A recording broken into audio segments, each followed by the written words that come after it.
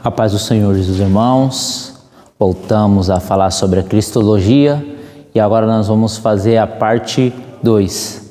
Antes de mais nada, vamos sempre orar a Deus, porque não tem como nós falarmos da palavra de Deus sem antes falarmos com Deus da palavra. Oremos a Deus. Senhor Deus, te pedimos que o Senhor derrame a sua bênção, que a sua mão seja conosco, meu Pai, nesse estudo, nesse ensino, e que nós possamos sair edificados, Senhor, com o ensino, Senhor, que a Tua palavra traz do Teu Filho amado Jesus Cristo, que quando aprendemos sobre isso, Senhor, vemos quão maravilhoso é, meu Pai, esta doutrina, quão rica, Senhor, é, e quanta misericórdia o Senhor teve, meu Pai, por enviar o Seu Filho para morrer por nós na cruz do Calvário. Senhor, que o Senhor também nos motive, ó Deus, a levar este Evangelho da cruz, assim eu oro pelo poderoso nome de Jesus Cristo. Amém. Então nós vamos continuar falando sobre a Cristologia e vamos falar sobre a parte 2. Na aula 1, na parte 1, nós falamos sobre alguns pontos que alguns teólogos do primeiro século, ou conhecido como heresiarcas dos primeiros séculos, erraram. E por que eles erraram? Eles começaram a se debruçar sobre Jesus. Por que começou a surgir muita heresia? Porque nos primeiros séculos da igreja, havia uma questão. Esse Jesus, ele era só Deus, ele era só homem, ele era Deus, ele era homem. Qual que era a natureza dele? Humana e divina. Então muitos bispos da igreja começaram a estudar e nós vimos alguns pontos errados. Alguns falavam que Jesus Cristo, ele não tinha um corpo igual a nós, porque se ele tivesse um corpo igual a nós, ele possuiria pecado, porque eles eram influenciados com o pensamento grego, que o pensamento grego falava que a matéria, a carne era má. Então esse foi o pensamento dos gnósticos. Nós vimos que alguns criou uma terceira natureza, fundiu a humana e a divina e criou uma terceira natureza, porque eles achavam uma monstruosidade, né? Alma, corpo, espírito, e ainda o lado divino eles falavam que era 4. Então é outro ponto que nós devemos descartar. Outros falavam que Jesus era somente divino, outros somente humano, e nós vimos que tudo isso é errado. E nós vimos também a encarnação, que alguns teólogos liberais, eles vão negar, falar que Jesus ele não foi gerado no ventre de Maria sobrenatural, aonde que nós cremos no sobrenatural, aonde que nós vimos na Bíblia que o anjo aparece a Maria, ela sendo virgem, e assim como diz o profeta Isaías, eis que darei um sinal, a virgem conceberá e terá um filho. Então o sinal era esse, que a virgem ia ter um filho. E o menino Jesus ele foi gerado no ventre de Maria de uma forma sobrenatural, pelo poder do Espírito Santo, assim como nós encontramos no Evangelho de Lucas, capítulo 1, versículo 28 ao 32. Nós vimos também os perigos da mariolatria, que Maria ela não foi sempre imaculada, que Maria ela tinha pecado. Prova disso que ela morreu, prova disso que ela olhou para Jesus e falou, meu Salvador. Então ela precisava de um Salvador tanto quanto a gente. Nós vimos também que ela não foi virgem até o final da sua vida e nem antes, porque ela teve outros filhos. E vimos também que ela não é a nossa mediadora, porque só um Deus, um só Senhor e um só mediador. Entre Deus e os homens, Jesus Cristo, o homem. Então nós começamos a falar sobre a encarnação e vamos discorrer nessa aula sobre a dupla natureza de Cristo e alguns nomes de Jesus Cristo que a Bíblia nos apresenta e o tríplice ministério do Antigo Testamento, a qual nosso Senhor e Salvador Jesus Cristo executou. Então vamos começar falando sobre a dupla natureza de Jesus Cristo. Jesus ele tinha duas naturezas. Jesus tinha uma natureza humana e Jesus ele tinha uma natureza divina. Como já vimos, Jesus ele tinha uma natureza humana igual a nossa e uma natureza divina, porque ele era Deus. Ele não era meio homem e ele não era meio Deus. Não, isso é errado. Jesus é 100% homem e 100% Deus. Jesus é verdadeiro homem e verdadeiro Deus. São duas naturezas. Mas essas duas naturezas que estavam na pessoa de Jesus, elas não entram em conflito. Essas duas naturezas, elas não afetam uma a outra. A natureza humana não afetava a natureza divina não afetava a humana, pois elas estavam em plena harmonia. Então Jesus era 100% homem, 100% Deus. Isso é um grande mistério.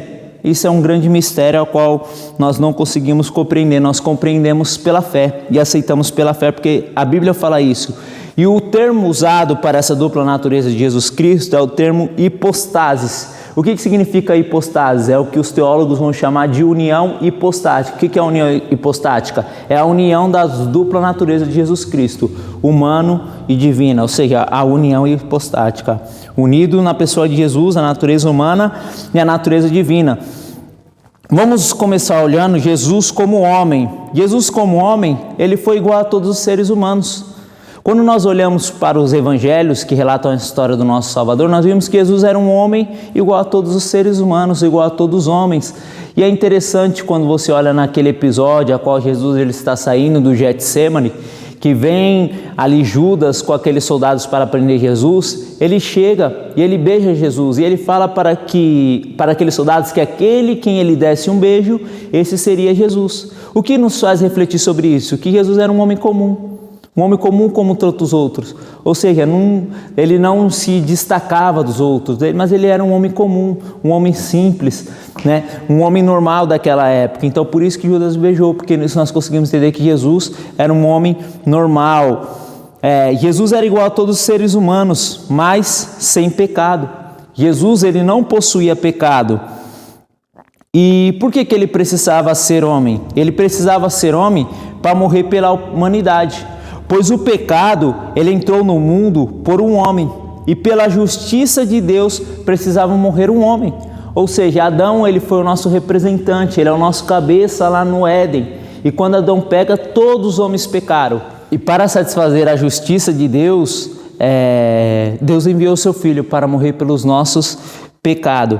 Porque está escrito, o castigo que nos traz paz estava sobre ele. Vamos ler aqui um texto, Romanos capítulo 5, verso 12. Romanos capítulo 5, versos 12. Nós vamos entender agora um pouco sobre isso. 5,12 está escrito, porque pelo um homem entrou o pecado no mundo, Adão, e pelo pecado a morte. Assim também a morte passou a todos os homens, por isso que todos pecaram. Agora vamos para o versículo 18 do mesmo capítulo.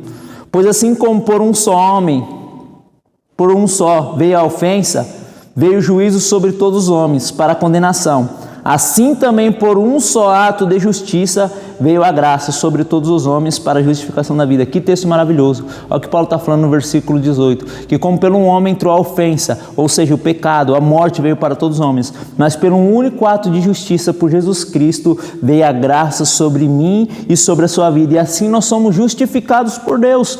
E o verso 19. Porque como pela desobediência de um só homem, muitos foram feitos pecadores. Assim pela obediência de um homem, muitos serão feitos justos. Ou seja, então Jesus ele é o nosso representante. É por Jesus que nós somos justificados. Enquanto por Adão nós herdamos o pecado, em Jesus Cristo nós herdamos a graça e somos justificados por Deus Pai.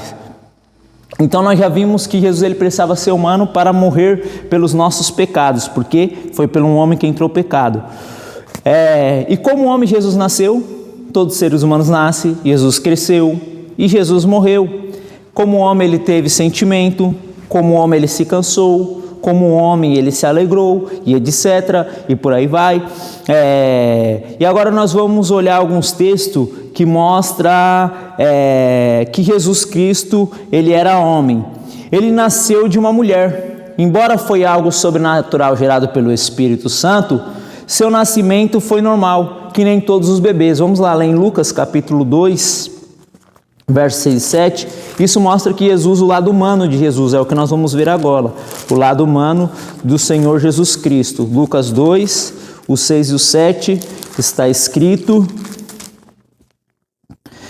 E aconteceu que, estando eles ali, se cumpriram os dias que havia de dar à luz. E deu à luz ao seu filho primogênito, e envolveu em panos, e deitou numa manjedoura, porque não havia lugar para eles na estalagem. Então, como um homem ele nasceu como todos os bebês nascem, de uma forma natural, mas foi gerado por uma forma sobrenatural. Como o homem ele sentiu sono, fome, sede e cansaço. Mateus capítulo 8, versículo 24.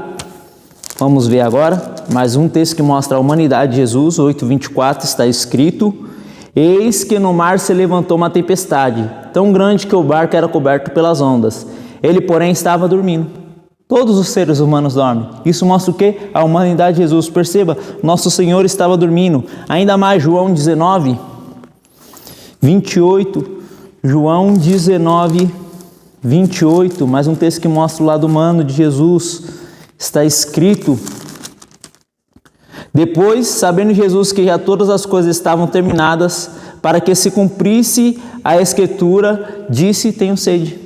Eu e você não temos sede? Isso nos mostra que Jesus ele teve um lado humano. Capítulo 4, verso 6 de João.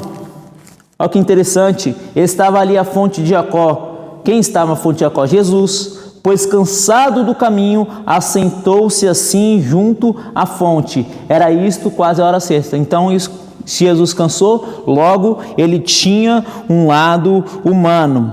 E ele deu provas que tinha um corpo humano. Jesus ele deu prova que tinha um corpo humano. Lembra que nós vimos alguns pensamentos ao contrário de Jesus, que eles falavam que Jesus era uma espécie de fantasma, que Jesus ele não tinha um corpo humano? Alguns textos agora que nós vamos ver que Jesus ele tinha um corpo humano semelhante a nós. 1 de João 1:1. Primeira epístola do apóstolo João, conhecido como o apóstolo do amor, capítulo 1, versículo 1, vai nos mostrar que ele tinha um corpo igual ao nosso. O que era desde o princípio, o que ouvimos, o que vimos com os nossos olhos, o que temos contemplado, e as nossas mãos tocaram da palavra da vida. Ou seja, tocou, mostrando que ele tinha um corpo como nós. Se eles apalpou, não era um fantasma. Se eles apalpou algo que era material, um corpo físico de Jesus. Lucas 24, 39 ao 41. Lucas 24, 39 ao 41 vai nos mostrar o corpo humano de Jesus. 24, 39 ao 41. Deixa eu achar aqui. Aqui. Vede as minhas mãos e os meus pés, que sou eu mesmo. Apalpai e me vede, pois um espírito não tem carne nem ossos, como vedes que eu tenho. Perceba que Jesus ele está falando, apalpe-me, ou seja, mostrando um corpo, que ele tinha um corpo semelhante ao nosso. Ele dizendo isso, mostrou-lhe as mãos e os pés. E não crendo ainda por causa da alegria, estando maravilhados, disse: tendes aqui alguma coisa para comer? Ou seja, ainda ele desejava ter algo para comer. O que é isso? Jesus ele tinha um corpo humano igual o nosso. Lembra que tinha alguns que falaram que Jesus não tinha um corpo humano e a testemunha de Jeová falou que eles não ressuscitou com um corpo físico? Esse texto mostra claro, porque o próprio Jesus falou que um espírito não possui nem carne nem osso. Então ele ressuscitou com um corpo físico, material. Ele foi feito à semelhança dos homens, mas sem pecado. Hebreus capítulo 2, verso 17. Hebreus 2, 17. Está escrito assim. Hebreus 2, 17. Pelo que convinha que em tudo fosse semelhante aos irmãos, para ser misericordioso e fiel ao sumo sacerdote naquilo que é de Deus, para expiar os pecados do povo. Agora vamos para o capítulo 4, verso 15 de Hebreus. Porque não temos um sumo sacerdote que não possa compadecer-se das nossas fraquezas, porém que, como nós, em tudo foi tentado, mas sem pecado. Ou seja, como nós. Jesus era um homem como nós. Em tudo ele foi tentado, nós somos tentados, então Jesus ele foi tentado. Por quê? Porque ele era um ser humano, mas sem pecado. Ou seja, ele não tinha pecado. Hebreus 4,15, acabamos de ler. Então, com todos esses textos, concluímos que Jesus era homem. Entretanto, ele era Deus, pois ao assumir a forma de homem, ele não deixou de ser Deus. Ele não deixou de ser Deus. Vamos para Filipenses, capítulo 2, versículo 7. Eu quero ler um texto aqui e fazer uma explicação. É algo que precisamos considerar.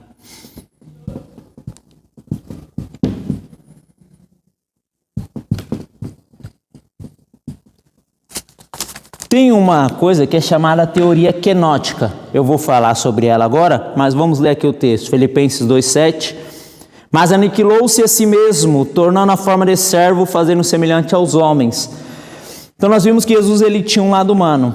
Mas quando ele encarnou, ele não deixou de ser Deus. A teoria quenótica, a palavra quenótica vem da palavra grega kenos, que significa aniquilar, se esvaziar. Então alguns vão falar que Jesus ele deixou de ser Deus. Mas quando nós olhamos para o texto não está mostrando que Jesus deixou de ser Deus, mas apenas que ele se esvaziou, ou seja, ele se limitou, ele nunca deixou de ser Deus, ele apenas se limitou assumindo a forma humana, porque está escrito em Colossenses capítulo 2, o versículo 9, está escrito, porque nele habita corporalmente toda a plenitude da divindade. Nele quem? Jesus Cristo. Então perceba que a teoria quenótica, que fala que Jesus aniquilou, ou seja, deixou de ser Deus, ela não é válida. Jesus apenas se limitou, é o Deus que se limitou. E nós vemos aqui que nele habita corporalmente toda a plenitude da divindade, em Jesus Cristo, ou seja, mostrando que ele também tem um lado divino. Jesus como Deus, vamos ver agora Jesus como Deus. As Escrituras nos revelam que Jesus é Deus igual ao Pai, em essência ou substância. Os mesmos atributos que nós encontramos na pessoa do Pai, encontramos na pessoa do Filho e do Espírito Santo. Nós vamos destacar agora alguns textos que nos mostram a divindade do Filho.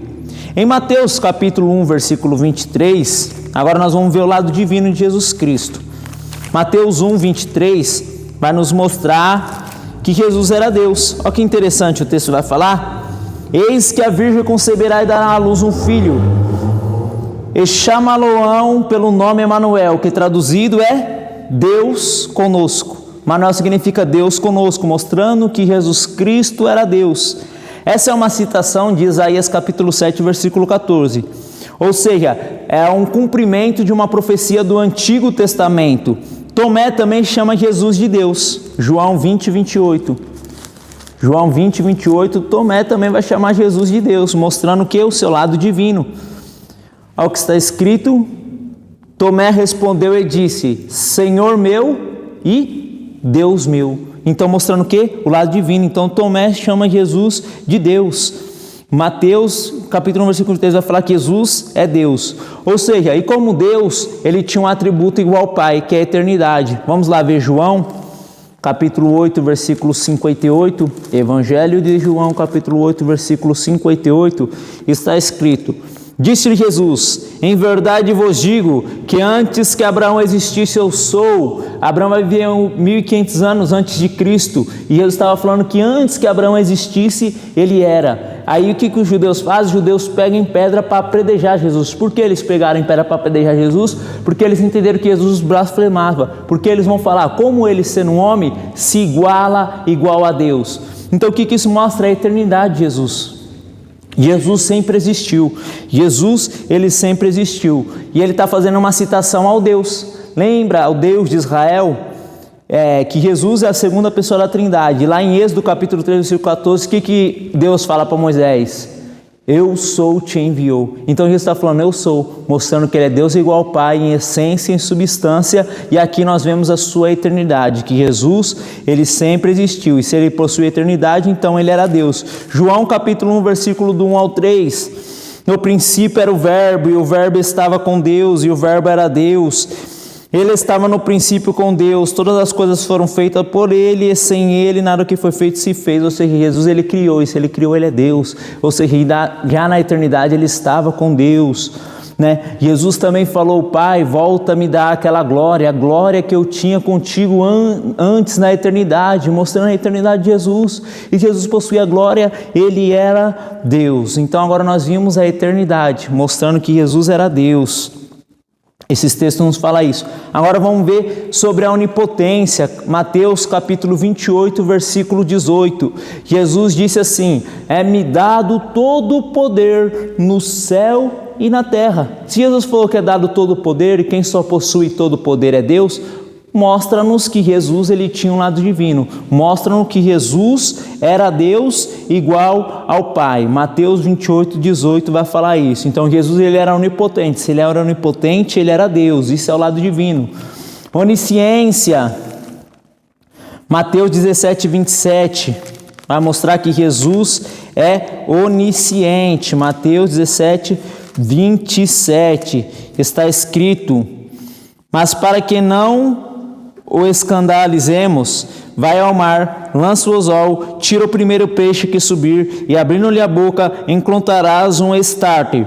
Toma-lo e põe por mim e por ti. Ou seja, era um dinheiro, esse estarte era um dinheiro da época, para pagar o quê? O imposto que Jesus estava. E como que Jesus sabia que Pedro ia pescar um peixe, e dentro da boca do peixe tinha uma moeda? Isso é o que? Onisciência.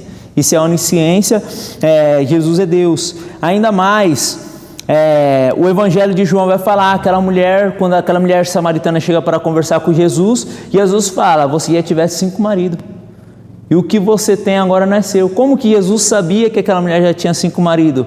Mostrando logo a onisciência, ou seja, Jesus já conhecia. E se ele tem onisciência, ele é Deus. Isso mostra o lado divino de Jesus Cristo. Natanael, quando Natanael chega, Jesus falou para ele, eu te vi debaixo da figueira. E ele fala, vejo que tu és um profeta. Ou seja, mostrando que Jesus é onisciente. Então Jesus, ele sabe todas as coisas. Logo, ele é divino. Conclusão. Fica muito claro, só achar aqui, fica muito claro nas Escrituras que Jesus ele possuía dupla natureza. Jesus ele tinha uma natureza humana e Jesus ele tinha uma natureza divina. Jesus ele tinha uma natureza humana e Jesus ele tinha uma natureza divina. Ele era verdadeiro Deus e verdadeiro homem, 100% Deus e 100% homem. Ele não era metade Deus nem metade humano. Vimos alguns textos que mostram a sua humanidade e alguns que mostram a sua humanidade. Então, irmãos, continuando a falar, nós vimos que Jesus ele tinha dupla natureza. Nós vamos dar prosseguimento falando agora sobre os nomes e títulos de Jesus.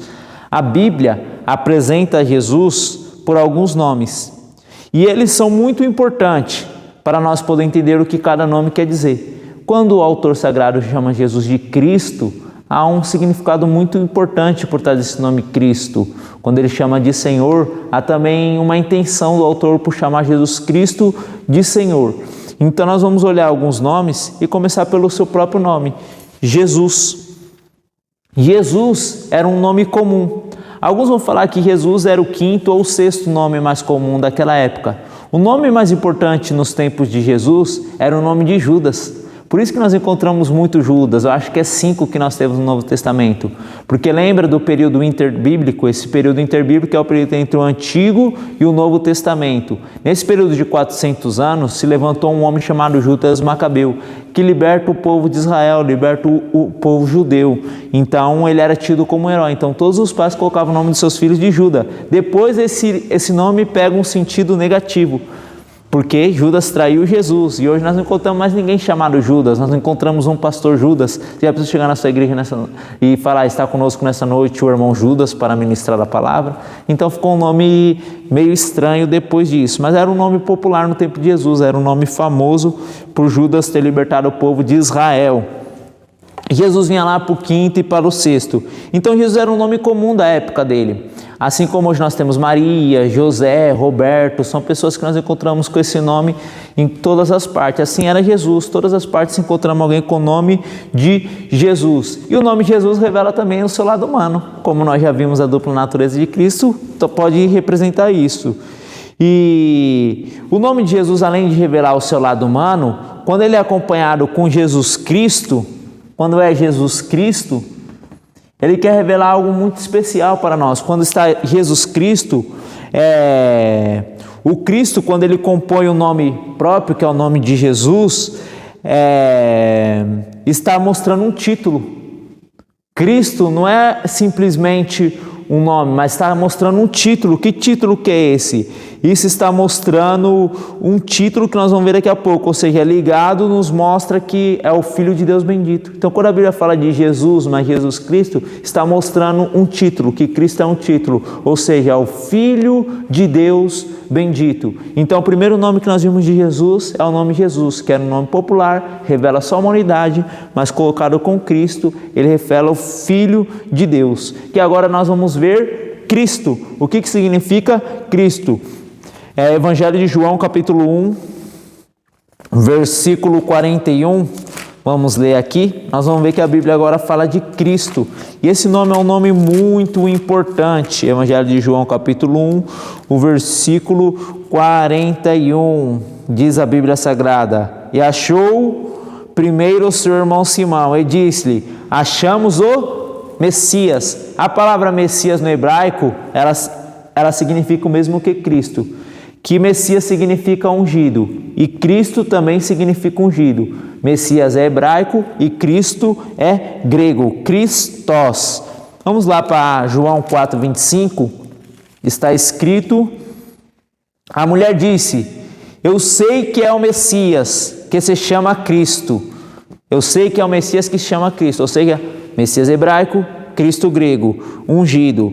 Ou seja, mostra que os judeus, perceba que é a mulher samaritana que está falando, mostra que os judeus e os samaritanos, eles tinham a mesma crença, a ideia de um Messias que estava presente entre eles. Ou seja, então tanto os judeus quanto os samaritanos é a mistura de judeus com outros povos, ou seja, era um povo mestiço, eles acreditavam que Jesus ia vir. Só que os samaritanos, eles não acreditavam em todo o Antigo Testamento, embora eles acreditavam na lei de Moisés. É o que chama a lei que os samaritanos eles pegaram. Então eles acreditavam na lei de Moisés, era o livro que eles acreditavam como sendo a palavra de Deus. E é na lei de Moisés que estava predestinado para vir o Messias. Tem algumas profecias que falam lá que se levantaria um profeta igual a Moisés. Então perceba que a mulher samaritana fala: eu sei que é o Cristo, eu sei que é o Messias. Ou seja, então os samaritanos e os judeus, eles tinham a crença que ia vir o Messias. E a palavra Messias e a palavra Cristo significa ungido. Ou seja, esse ia ser um libertador, ungido por Deus para libertar o povo de Israel da opressão. Então eles estavam esperando isso, esse libertador vir. E esse líder político, que também essa palavra significa isso. E Jesus, ele não se titulava muito como Messias ou como Cristo, ele não se titulava muito, só para a samaritana aparece em outra passagem que ele fala isso. Ele não se titulava como Cristo. Por que ele não se titulava como Cristo? Porque, como nós já vimos, Cristo e Messias, ele dá a ideia de ungido, ou seja, de um líder político, de um libertador, para que não venha distorcer a mensagem do Evangelho e que o Império Romano viesse interpretar mal. Jesus ele não gostava de ser chamado de Cristo ou de Messias, embora ele o fosse. E eu explico melhor isso. Flávio José, ele vai falar que havia em algumas estradas romanas muitas pessoas que foram enforcadas, porque elas se titulavam o Cristo, elas se titulavam o Messias. Então o Império Romano pega essas pessoas e agora de pendura elas enforcaram, para elas servirem de exemplo para outras pessoas. Ou seja, esse título podia soar mal na mensagem de Jesus Cristo, podia dar um sentido de que Jesus quisesse tomar o trono dos imperadores romanos. Então por isso ele não trazia esse título para si. Só para a mulher samaritana que ele se revela, ele fala: eu sou Cristo. E perceba, e quando Pedro chama ele fala: eu sei que tu és o Cristo. Então Jesus ele não lograva muito esse título para que a mensagem não viesse ser distorcida. Então Cristo significa ungido, um libertador, um líder político, que é o que os judeus e os samaritanos esperavam. Agora nós vamos para Senhor. Vimos Jesus, vimos Cristo, agora vamos para Senhor. A palavra Senhor no texto grego, ela é Kyrios. Kyrios.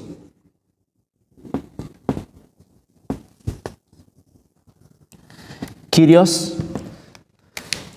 ou seja, que significa Senhor. Kyrios no grego significa Senhor. E é usada, essa palavra às vezes é usada para uma pessoa, ou seja, para uma pessoa superior. Vamos lá, vem em Mateus capítulo 13, versículo 27. Ou seja, não necessariamente ela não é usada só para Jesus Cristo, ela é usada para um superior. Mateus 13, 27, está escrito assim: e os servos do pai de família, indo ter com ele, disseram: Senhor. No texto grego está Kyrios. Então perceba que é apenas uma pessoa com uma posição superior. Ou apenas para um senhor de escravo, essa palavra também pode ser usada. Mateus 6, 24, vamos ver que essa palavra Senhor, Kyrios, ela pode ser usada para um senhor de escravo. Mateus 6, 24 está escrito isso. Ninguém pode servir a dois senhores, porque pode odiar um e amar o outro. Ou seja, ninguém pode servir a dois senhores. Então é usada para um senhor de escravo, também pode ser usada. Mas no Novo Testamento, os imperadores romanos, eles tinham esse título com eles. Eles se titulavam Kyrios. Eles se titulavam Kyrios, porque Kyrios significa Senhor. Ou seja, os imperadores romanos, eles se titulavam divindades, eles se titulavam deuses. Ou seja, então eles logravam esse título para eles traziam esse título para eles como Senhor. Só que é interessante quando nós vemos Paulo escrevendo na igreja de Coríntios, 1 Coríntios capítulo 8, o versículo 6, olha o que Paulo vai falar, que só existe um Senhor. E quando Paulo estava falando isso, ele estava querendo dizer que o único Senhor é Jesus Cristo. 8,6, 1 Coríntios 8,6 está escrito: todavia para nós só um Deus, o Pai, de quem é tudo e para quem nós vivemos, e um só Senhor, Jesus Cristo, pelo qual são todas as coisas e nós por eles. O que Paulo estava querendo falar? Ele estava falando, o Senhor não é aquele que está no trono, mas o Senhor é Jesus Cristo. Só existe um Senhor, só existe um Deus, que é Jesus Cristo. É por isso que Paulo ele também vai falar ainda para a igreja de Coríntios, que ninguém pode dizer que Jesus Cristo é Senhor, se não for pelo Espírito de Deus. E aí você se pergunta, mas eu vejo pessoas que não são crentes falando que Jesus Cristo é o Senhor, mas o que Paulo está falando? Ou seja, para essa pessoa realmente dizer que Jesus Cristo é Senhor no tempo dele, ou seja, para falar, Senhor não é você, César, Senhor é Cristo, essa pessoa ia morrer. Então ele está falando que ninguém pode dizer que Jesus Cristo é Senhor se não for o Espírito Santo habitar na vida dele, porque o Espírito Santo o capacitará, o conduzirá e o fará testemunhar com a sua própria vida. Porque quando essa pessoa fazia essa afirmação e o imperador falava, não, o Senhor sou ele, falava, não, o Senhor era Cristo, essa pessoa necessariamente, e bem provável, ela era morta. Então por isso que Paulo vai falar, ninguém diz que Jesus Cristo é Senhor se não for pelo Espírito de Deus. Ele está falando, ninguém diz que Jesus Cristo é Senhor se não for crente mesmo, porque se ela falar que Jesus Cristo é Senhor, César vai perseguir para matar. Então, Senhor, no texto grego é Kyrios, e Paulo está falando que só há um Senhor, que é Jesus Cristo. Agora vamos para outro, o Logos. Logos é a palavra que vocês já estão familiarizados, nós já falamos isso várias vezes, que significa Logos. Jesus Cristo é chamado de Logos. Em 1 João, capítulo 1, versículo 3, nós vamos ler aqui, 1 João, capítulo 1, versículo 3, na sua Bíblia vai estar escrito palavra ou verbo, depende da tradução que você está usando, e nós vamos ler aqui e vamos entender esse título de Jesus. 1,3 está escrito, todas as coisas foram feitas por ele. É João. João, capítulo 1, versículo do 1 ao 3. No princípio era o verbo, e o verbo estava com Deus. Na sua Bíblia pode estar escrito, no princípio era a palavra, né? Algumas traduções mais atuais. Mas o verbo aí é logos no grego. Ou seja, e por que João estava escrevendo isso? No pensamento grego, e o Novo Testamento ele foi escrito em grego, essa palavra era muito importante. E Heráclito, ele entendia que o logos era como um princípio divino que governava todo o universo. Então, para os gregos, o Logos era um princípio divino que conversava todo o universo. Isso é maravilhoso, você pensar que os gregos pensavam sobre isso. E é o que João vai fazer a aplicação. E que impedia que o mundo entrasse em constante mutação e se tornar um caos. Ou seja, o Logos, além de governar o universo e ser o princípio do universo, ele impedia que o mundo entrasse em um caos. E era a capacidade de pensar, raciocinar, discernir entre o bem e o mal. Aí João vai dizer no versículo 14 do capítulo 1, olha o que João vai dizer, o verbo se fez carne e habitou entre nós. Então os gregos pensavam que o Logos era essa força criadora, esse princípio de tudo, que governava, que regia o universo, que impedia que o universo se tornasse um caos. Ou seja, e João está falando que o Logos, o verbo, essa força que está muito mais além da nossa compreensão, habita entre nós. Então, para os gregos antigos, os Logos se tornar carne era impossível para os gregos. Por outro lado, para os que creram que Jesus Cristo era o Filho de Deus, era a oportunidade da encarnação. Amém? Então vamos continuar agora falando sobre os 3 ministérios importantes de Jesus. No Antigo Testamento havia 3 ministérios importantíssimos, haviam outros, mas os 3 principais ministérios eram de rei, profeta e sacerdotes, reis, profetas e sacerdotes. E agora nós vamos ver que Jesus ele exerceu esses 3 ministérios. Jesus exerceu o ministério de rei, Jesus exerceu o ministério de profeta e Jesus exerceu o ministério de sacerdote. Vamos começar falando de Jesus como profeta. Jesus, ele foi um profeta também. Então, Jesus chamou a si mesmo de profeta. Vamos lá ver em Mateus capítulo 13, versículo 57. O próprio Jesus falou que ele era um profeta. Ele mesmo trouxe esse título para ele. 13, 57. Perceba que Jesus vai chamar de profeta. 13:57 está escrito: e escandalizaram nele. Jesus, porém, lhe disse: não há profeta sem honra, a não ser na sua própria casa. Jesus estava falando que ele era o profeta, ou seja, que não havia profeta sem honra, a não ser na sua própria casa. Muitos também chamaram Jesus de profeta. Vamos lá ver em Mateus 21:11. Mateus 21:11. Está escrito assim, Mateus capítulo 21, versículo 11. E a multidão dizia: é este Jesus, o profeta de Nazaré da Galileia? Então muitos chamaram Jesus também de profeta. O que aquela mulher de Samaritana falou quando Jesus falou que ela tinha 5 maridos? Vejo que tu és profeta. Então muitos reconheciam também Jesus como profeta. Ainda mais Felipe, quando ele está debaixo da figueira, ele fala: vejo que tu és profeta. Então muitos reconheciam Jesus como profeta. E como profeta, Jesus transmitiu a mensagem de Deus. Hebreus capítulo 1, versículo 11. Porque todos os profetas, eles transmitiam a mensagem de Deus. Hebreus capítulo 1, versículo 1. Falei versículo 11, perdoe. Versículo 1, Hebreus capítulo 1, versículo 1. Está escrito assim: havendo Deus antigamente falado muitas vezes e de muitas maneiras aos pais pelos profetas, a nós falou nesses últimos dias pelo Filho. Ou seja, então Jesus Cristo, ele comunicou a mensagem divina. E se Jesus Cristo comunicou a mensagem divina, logo ele estava na condição de profeta. E como profeta, ele falou de coisas que ainda não aconteceu. É só você ler o capítulo 24 de Mateus. Ou seja, ele profetizou coisas ainda do futuro. Então, nós olhamos agora o ministério de Jesus como profeta. Como profeta, ele falou da mensagem de Deus e falou de coisas que ainda não aconteceram. Muito bem, vamos ver agora Jesus como sumo sacerdote. Eu coloquei aqui sacerdote, mas é Jesus como sumo sacerdote.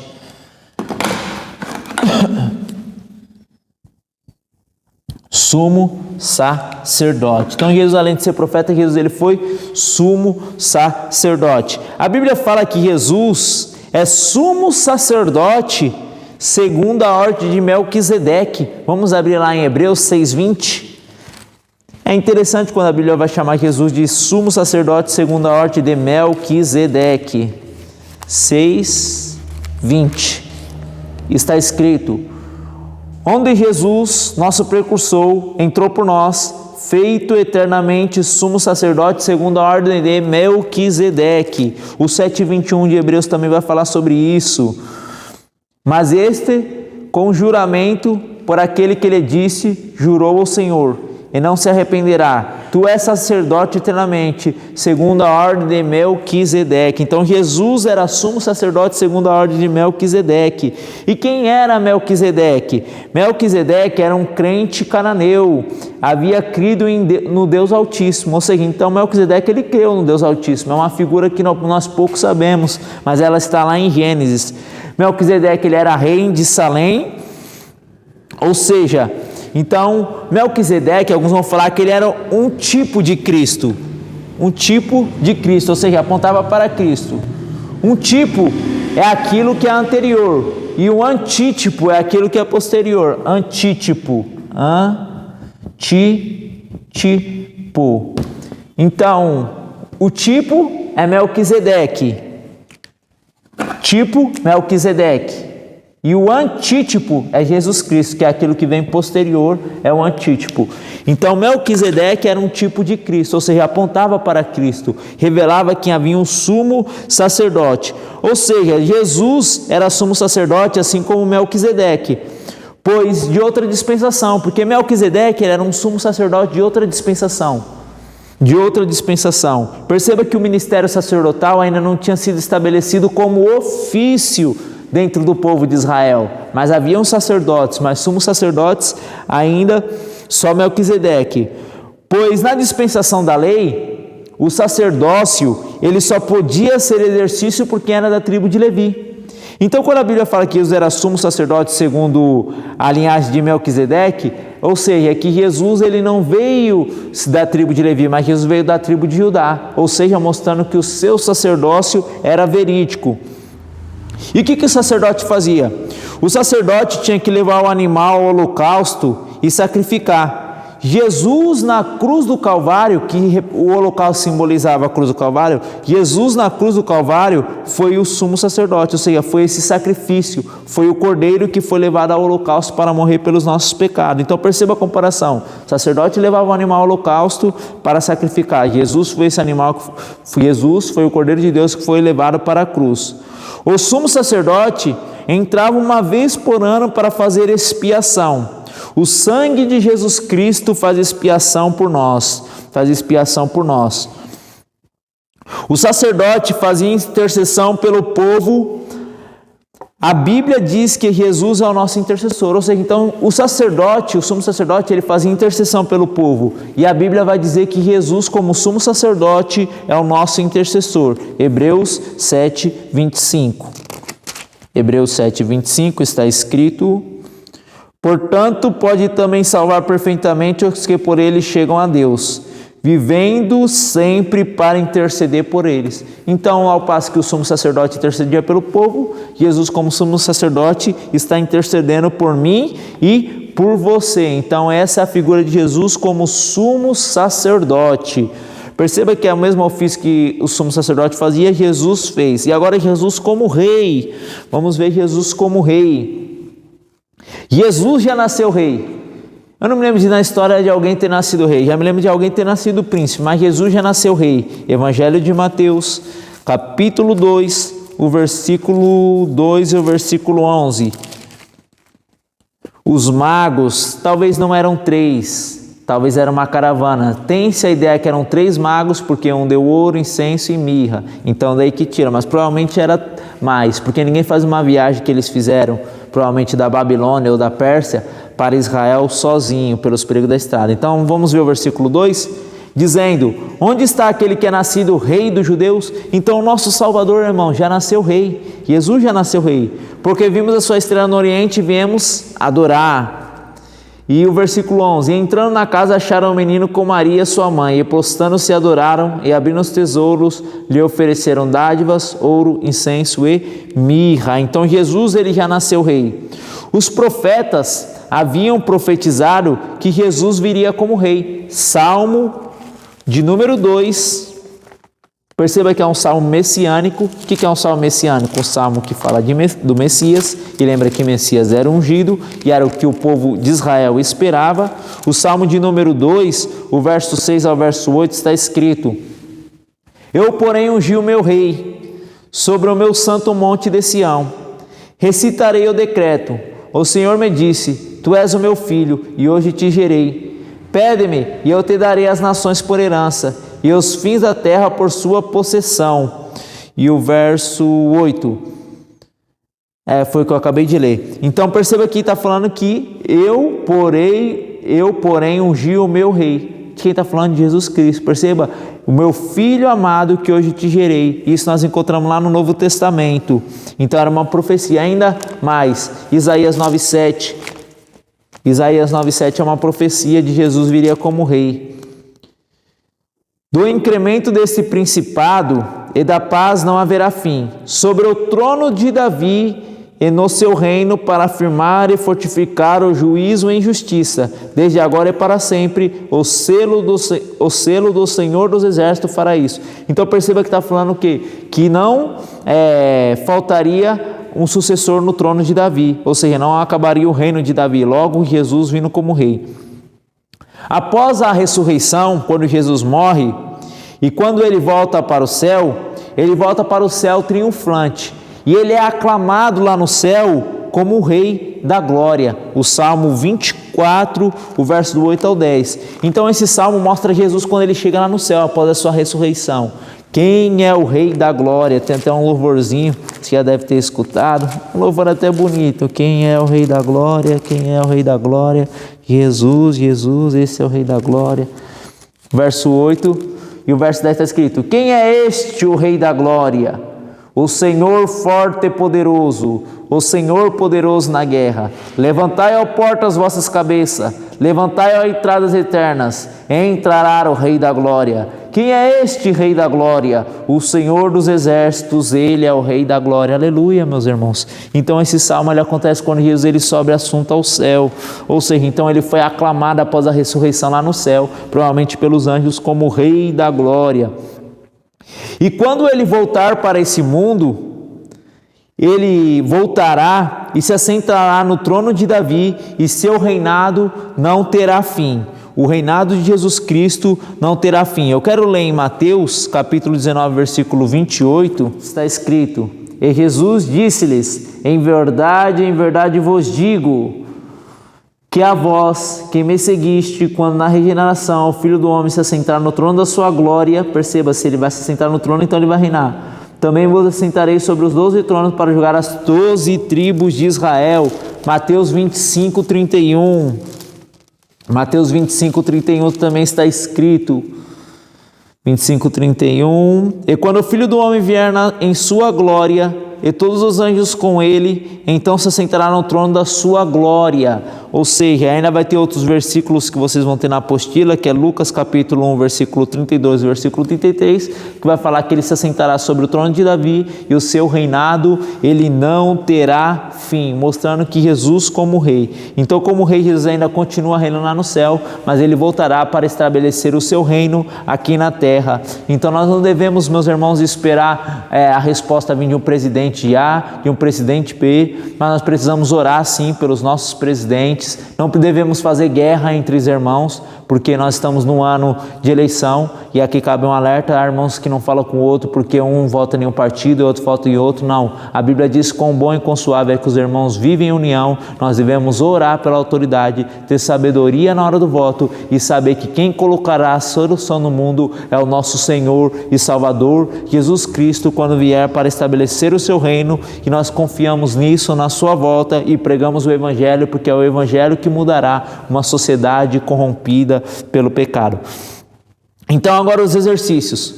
Vocês vão achar 2 versículos que falam Jesus como rei, sem ser esses que vai estar na sua apostila. Vocês vão achar um versículo que fala Jesus como Senhor, e vão achar 2 versículos que falam sobre a onisciência de Jesus Cristo. Então esses são os exercícios que vocês vão ter. Enviem para nós, e se você é da nossa congregação, pode estar nos procurando e entregaremos depois para vocês corrigido. Que Deus os abençoe, continue firme nos caminhos do Senhor Jesus, porque breve Ele virá para nos buscar. Amém.